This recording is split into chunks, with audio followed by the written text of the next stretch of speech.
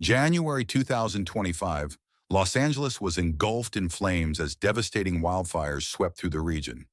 The infamous Santa Ana winds fueled the infernos, causing them to spread at an alarming rate. Within days, over 10,000 structures were destroyed, at least 11 lives were lost, and more than 180,000 residents were forced to flee their homes in panic. Thick smoke blanketed the sky, blocking out the sun and turning day into night, while the sound of fire truck sirens and helicopter blades echoed throughout the city. Los Angeles had become more than just a city, it was a battlefield. Amid the chaos, the Trump family was in Los Angeles for a series of important events. President Donald Trump was busy attending fundraisers, while Barron Trump, the 18-year-old college freshman at New York University, took the opportunity to explore the city. Ever curious and sharp, Barron couldn't sit still as the wildfires consumed everything in sight. His eyes were drawn to the swirling gray smoke against the fiery orange-red sky, as if each flame held a secret he felt compelled to uncover. Barron began following the news reports that flooded the media.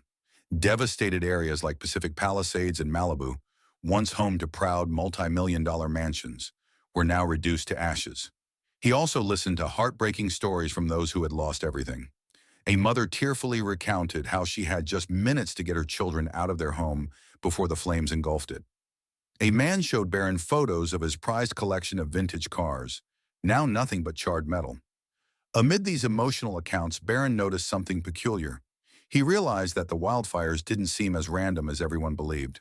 Opening his laptop, he studied maps of the affected areas and pinned news photos to a large board. A strange pattern began to emerge.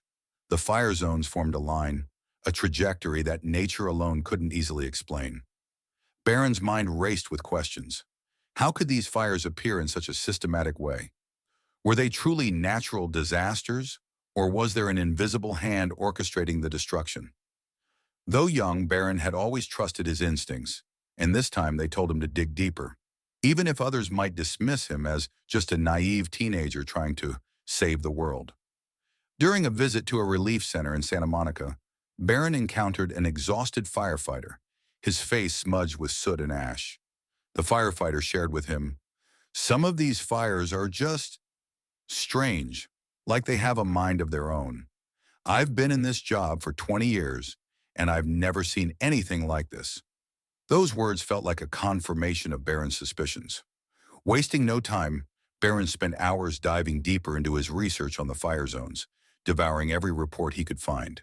He looked into the land history of the affected areas and combed through online forums, searching for others who might have noticed the same anomalies. Gradually, he began to see a pattern that hinted at something being deliberately concealed. But Barron couldn't have imagined that what he was about to uncover would draw him into a battle with forces far more dangerous than any wildfire. Curiosity pushed Barron further, driving him to seek the truth behind a disaster that most people wrote off as a natural catastrophe. Armed with a map of the fire zones, Barron decided to do what few people his age would even consider. He reached out to local authorities, emailed the fire department, and even contacted local journalists to share his findings. However, the responses he received were dismissive at best. One firefighter replied, "We're busy fighting fires. We don't have time to chase theories." A reporter bluntly dismissed him, saying, "Don't overthink it. This is just nature at work." The rejections didn't discourage Barron. Instead, they fueled his determination. He spent countless hours glued to his laptop, hunting for more detailed reports on the timing and locations of the fires, hoping to gather evidence to support his discoveries. One night, as the smoky haze blanketed Los Angeles, Barron remembered a story he'd heard at the relief center. A firefighter had mentioned that some fires were igniting in places where, based on his experience, it would be impossible for natural fires to start. Those words echoed in Barron's mind like a challenge. Maybe he wasn't alone in his suspicions. Sleepless nights became routine. Sitting in his dimly lit hotel room, the faint glow of his laptop illuminated his focused face. Barron began comparing maps of the fire zones with data on the Santa Ana winds and other natural factors. What he discovered sent chills down his spine. The wildfire locations not only aligned in a suspiciously straight path, but also occurred in areas unaffected by strong winds or dry conditions. This contradicted the way natural wildfires typically spread. An unsettling sense of urgency crept over him, but it also ignited an even stronger resolve within Barron. While searching online, Barron stumbled upon a video on a small, obscure forum. The footage, captured by a drone near Pasadena, where a massive wildfire had recently been extinguished, left him utterly captivated. The video showed a faint flash of light falling from the sky, striking a bush, and within seconds, flames erupted. It wasn't lightning, nor was it sparks from a power line. Barron replayed the video over and over, his heart pounding. He saved the footage to his hard drive and began mapping out a plan for a deeper investigation. But it wasn't just the videos and maps that piqued Barron's curiosity.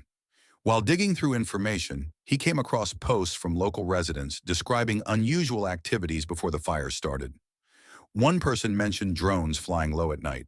Another recalled hearing small explosions in remote areas, but no one seemed to pay attention at the time. All of these accounts felt like puzzle pieces forming a bigger picture, one that Barron was determined to piece together. One afternoon, Barron decided to visit one of the recently burned areas in Pacific Palisades. Beneath the layers of ash, he noticed strange anomalies. A row of lush, green trees stood untouched amidst the ruins of charred homes, as though the flames had deliberately avoided them. On a concrete wall, one side was scorched black, while the other remained completely intact, untouched by the fire. He photographed everything meticulously, documenting his findings.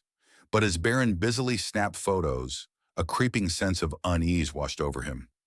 At the end of the street, a black SUV was parked, its windows tinted so dark that nothing inside was visible. The engine was silent, and it didn't bear the markings of any fire department or official agency Barron recognized.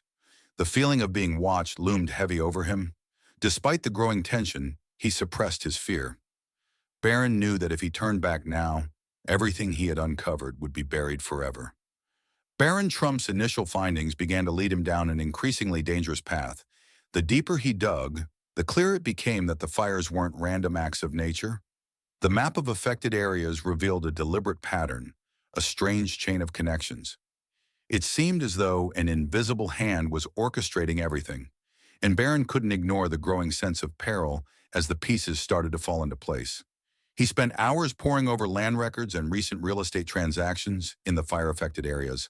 The data he uncovered sent chills down his spine. Numerous parcels of land in high-risk zones had been purchased just months before the fires broke out. Even more alarming, most of these transactions were carried out through shell companies with vague, untraceable information. One name began to stand out among the data. Solvista Holdings, a real estate firm with a shadowy history that had conducted several unusual transactions in wildfire zones. As Barron dug deeper, he discovered that Solvista wasn't just buying land. It was paying exorbitantly high prices for properties in areas with high disaster risk. This raised a troubling question. Why would a company make such large investments in areas at high risk of being destroyed by natural disasters unless they knew something others didn't? The unanswered questions drove Barron to dig even deeper. He started searching for any traces of Solvista Holdings' activities. While combing through online databases, he stumbled upon information about the company's CEO, Victor Grayson, a businessman with a web of complicated ties to the energy and real estate industries. Old news articles revealed that Grayson had been sued in the past for illegal mining operations and environmental pollution. It became clear that Grayson was no stranger to shady practices and exploiting chaos for profit. The deeper Barron looked, the more sinister the picture became. Each discovery added weight to his suspicion that the fires weren't just a natural disaster, they were part of a larger, deliberate scheme. And Victor Grayson might just be at the center of it all. As Barron delved deeper into Grayson's records, strange events began to unfold. One afternoon as he left the Los Angeles Public Library, he noticed the black SUV again, trailing him suspiciously. His heart raced, but he forced himself to stay calm. It was becoming clear that his investigation had caught the attention of people who didn't want the truth uncovered. Undeterred by the danger, Barron decided to accelerate his efforts. He reached out to residents in the affected areas, seeking more information. Some recalled seeing low-flying drones just before the fires erupted. Others mentioned hearing faint explosions at night, but hadn't thought much of it at the time. These accounts only strengthened Barron's belief that a larger conspiracy was at play. Barron realized he needed help from someone with experience. He turned to Linda Moreno, a renowned investigative journalist known for exposing corruption and corporate scandals. When Barron first approached Linda, she was skeptical. But after hearing his findings and seeing his maps, she recognized the potential scope of the story. "If you're right," Linda said, "this isn't just corruption. This is a crime of unprecedented scale." With Linda's expertise, they gained access to confidential sources and internal documents from Solvista Holdings. What they uncovered left them both stunned. Internal emails revealed a chilling plan to clear the area by leveraging or even creating natural disasters. In one email, Grayson explicitly wrote, "Ensure the areas are cleared on schedule. Leave no obstacles behind." The cold, calculated tone confirmed that the fires were not merely disasters, but ruthless opportunities engineered for profit. Just as Barron and Linda prepared to expose their findings, the threats became more overt. Barron's hotel room was broken into, his laptop and documents rifled through. A small note was left on the desk. "Stop now, or face the consequences." Linda also began receiving anonymous phone calls, warning her to abandon the investigation. Despite the mounting dangers, neither of them wavered. They knew the truth had to come out, no matter the cost. Armed with the evidence they had gathered, Linda began drafting an explosive investigative report, while Barron continued monitoring Solvista Holdings' every move. What they didn't realize, however, was that they were stepping into a battle far more perilous than they had ever imagined. The discoveries made by Barron Trump and Linda Moreno not only brought them closer to the truth, but also pulled them into a whirlwind of danger. They knew they were up against a powerful force, and exposing this conspiracy would not only be a monumental challenge, but could also put their lives at grave risk. Yet the mounting pressure only strengthened their resolve to see it through. While Linda pored over drafts of her investigative report, Barron continued gathering evidence. One afternoon, he returned to the Los Angeles Public Library to dig deeper into Victor Grayson's background and the shadowy dealings of Solvista Holdings. As he stepped outside, he spotted the familiar black SUV parked across the street. This time, the engine was running, and Barron could feel the weight of someone's gaze following his every move. His heart raced, but he kept walking, determined not to show fear. Barron decided to try and shake the vehicle. He weaved through a few streets, ducked into a crowded alleyway, and entered an underground parking garage. Hiding behind a pillar, he watched as the SUV slowly drove past without stopping. Only when it was out of sight did Barron allow himself to exhale. Still, the unease lingered. "They're watching me," he thought, and the realization only confirmed that he was on the right track. A few days later, Barron returned to his hotel room only to find the door ajar. A chill ran down his spine as he stepped inside and saw the mess. Drawers had been pulled open, papers scattered across the floor. His laptop was gone. On the desk lay a small note, its ominous message scrawled in bold letters. "Stop now if you don't want to regret it." The threat was clear, but instead of deterring him, it only solidified Barron's determination to uncover the truth, no matter the cost. Barron immediately called Linda. Hearing the tremble in his voice, Linda reassured him. "This is just an intimidation tactic, but it also means we're getting very close to the truth. Don't let them scare you." She suggested Barron come stay with her for safety. Though hesitant, Barron agreed and left the hotel that same night. Using her connections and investigative expertise, Linda managed to obtain a critical internal document from Solvista Holdings. This document not only outlined detailed plans for orchestrating the wildfires, but also included a list of officials who had been bribed to turn a blind eye to the company's actions. One email from Victor Grayson chillingly stated, "Ensure these areas are cleared by the deadline. We need the authorities on our side." This evidence was the final confirmation Barron and Linda needed. But with every step closer to the truth, the danger they faced became increasingly apparent. One evening, as they worked late in Linda's apartment, a loud crash shattered their focus. They ran to the window and saw a car speeding away, leaving the glass on Linda's front door in shards. Linda took a deep breath, trying to steady her nerves. "We need to go public with this immediately," she told Barron. "The longer we wait, the more danger we're in." Using her connections and investigative expertise, Linda managed to obtain a critical internal document from Solvista Holdings. This document not only outlined detailed plans for orchestrating the wildfires, but also included a list of officials who had been bribed to turn a blind eye to the company's actions. One email from Victor Grayson chillingly stated, "Ensure these areas are cleared by the deadline. We need the authorities on our side." This evidence was the final confirmation Barron and Linda needed. But with every step closer to the truth, the danger they faced became increasingly apparent. One evening, as they worked late in Linda's apartment, a loud crash shattered their focus. They ran to the window and saw a car speeding away, leaving the glass on Linda's front door in shards. Linda took a deep breath, trying to steady her nerves. "We need to go public with this immediately," she told Barron. "The longer we wait, the more danger we're in." But Barron wasn't ready to stop there. "We have to make sure every piece of evidence is securely backed up. I'll copy everything and send it to trusted sources," he said. Linda nodded in agreement, and the two of them spent the entire night duplicating files and distributing them to a network of reliable journalists Linda trusted. With every file they sent, they knew they were taking a step closer to exposing Solvista Holdings and putting themselves at even greater risk. Together, they decided to hand over all remaining evidence and data to federal investigators, ensuring justice would be served. Linda continued to work with other journalists, amplifying the reach of the story to make sure it wouldn't fade from public memory. Their courage had sparked a movement, but Barron and Linda knew the fight wasn't over. Even as they pushed for accountability, they prepared themselves for the long battle ahead, knowing the forces they had exposed were as determined as they were dangerous. The efforts of Barron and Linda led to significant changes in policy. A series of new measures were passed to tighten regulations on land purchases in high-risk areas. The California state government also established a special task force to investigate companies suspected of manipulating the real estate market through natural disasters.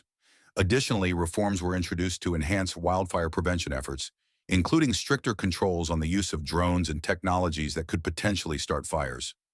Communities affected by the wildfires received substantial aid from both the government and generous donors worldwide, thanks to the wave of support sparked by Barron and Linda's story. However, not everything had a perfect ending.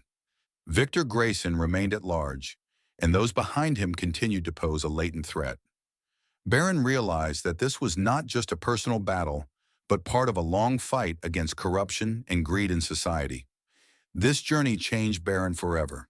From an 18-year-old driven by curiosity, he became a symbol of courage and the will to stand up for the truth. In an interview after the events, Barron shared, "The truth always comes at a cost, but if we don't speak up, who will?" Barron's story didn't just uncover the truth about the wildfires, it inspired many to stand against injustice. A woman Barron had met at the relief center sent him an email, thanking him. "Thank you for not giving up.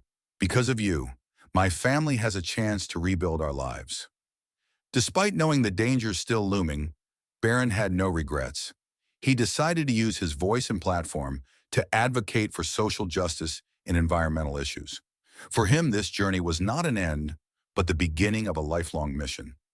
Barron Trump's name became synonymous with resilience and the pursuit of justice, proving that even in the face of overwhelming power and danger, the courage to uncover the truth can ignite change on a global scale. The story of Barron Trump is not just about a young man brave enough to confront powerful forces. It is a profound lesson about the strength of courage and perseverance. In a world filled with injustice, sometimes all it takes is one person willing to stand up and spark change.